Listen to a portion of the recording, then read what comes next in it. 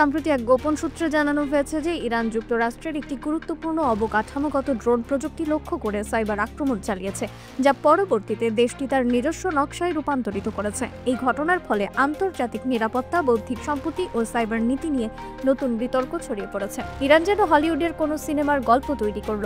আমেরিকার সবচেয়ে গোপন ও অত্যাধুনিক গোয়েন্দা ড্রোন RQ-170 সেন্টিনেল, যা বিস্ট অব কান্দাহার নামে পরিচিত, সেটিকে 2011 সালে হ্যাক করে অক্ষত অবস্থায় মাটিতে নামিয়ে এনেছিল ইরান।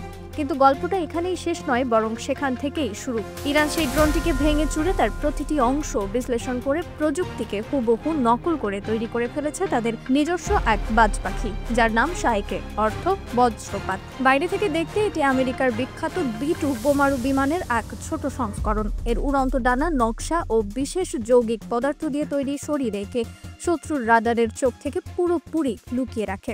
এটি যখন আকাশে ওড়ে তখন রাডারের পর্দায় এর উপস্থিতি প্রায় ফিসফিসানির মতো শোনায়। এই ড্রোনটি কেবল গোয়েন্দা সংগ্রহের উপকরণ নয়, বরং একটি পূর্ণাঙ্গ আক্রমণাত্মক প্ল্যাটফর্ম। এর গর্ভস্থ গোপন কক্ষটিতে 4টি উচ্চ প্রযুক্তির স্মার্ট বোমা রাখা হয়। এই বোমাগুলো উন্নত নির্দেশনা ও গাইডেন্স সিস্টেমে সংযুক্ত থাকায় নির্ভুলতা অত্যন্ত উচ্চ। প্রতিটি অস্ত্র প্রায় 500 কিলোমিটার পর্যন্ত লক্ষ্য নির্ধারণ করে আঘাত করতে সক্ষম। সবচেয়ে আশ্চর্যের বিষয়, এর জন্য কোনো বিশাল রানওয়ে বা বিমান ঘাঁটির প্রয়োজন পড়ে না। এটি সাধারণ ট্রাকের ওপর বসানো রেল লাইনেই এটি দ্রুত ওপরে ওঠানো যায়। এই লঞ্চ পদ্ধতি ড্রোনকে যে কোনো সময় যে কোনো স্থানে অপারেশন চালানোর মতো মোবাইল করে তোলে। অপারেশনাল গোপনীয়তা বজায় রাখতে এবং দ্রুত প্রতিক্রিয়া নিশ্চিত করতে এটি বিশেষভাবে কার্যকর। তাই এই ধরনের ড্রোন কৌশলগতভাবে দূরত্ব ও অচেনা এলাকায় আক্রমণ সক্ষমতা বাড়ায়। তবে এর ব্যবহার আন্তর্জাতিক আইন, নৈতিকতা এবং নাগরিক নিরাপত্তার প্রশ্ন উত্থাপন করে, যা বিশ্ব বন্দরে বিতর্ক সৃষ্টি করতে পারে।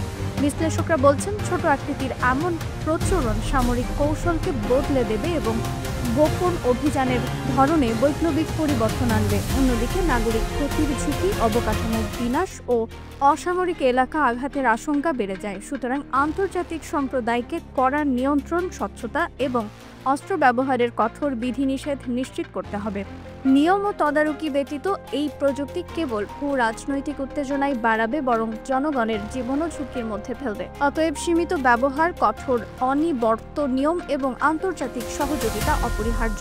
এ যুগে সতর্কতা অভিভূত জরুরি। ইরান শুধু এটি বানিয়েই বসে থাকেনি, বাস্তব যুদ্ধক্ষেত্রেও এর কার্যকারিতা প্রমাণ করেছে। সিরিয়ায় আইসিসের বিরুদ্ধে যুদ্ধে ইরান সফলভাবে এই ড্রোন ব্যবহার করে তাদের কমান্ড সেন্টারে হামলা চালিয়েছে। এমনকি একবার এটি ইসরায়েলের আকাশেও ঢুকে পড়েছিল। ইসরায়েল প্রথমে টেরই পায়নি কোথা থেকে এই ভুতুড়ে যানটি এসেছে।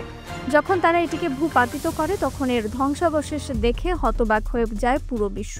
বিশেষজ্ঞরা বলছেন, শাইকে প্রমাণ করে দিয়েছে স্টেলথ প্রযুক্তি এখন আর শুধু পশ্চিমা বিশ্বের একচেটিয়া সম্পত্তি নয়। নিষেধাজ্ঞার বেড়াজালে থেকেও ইরান দেখিয়ে দিয়েছে কিভাবে শত্রুর প্রযুক্তিকে নিজের শক্তিতে রূপান্তরিত করতে হয়। এই প্রক্রিয়াকে বলা হয় বিপরীত প্রকৌশল।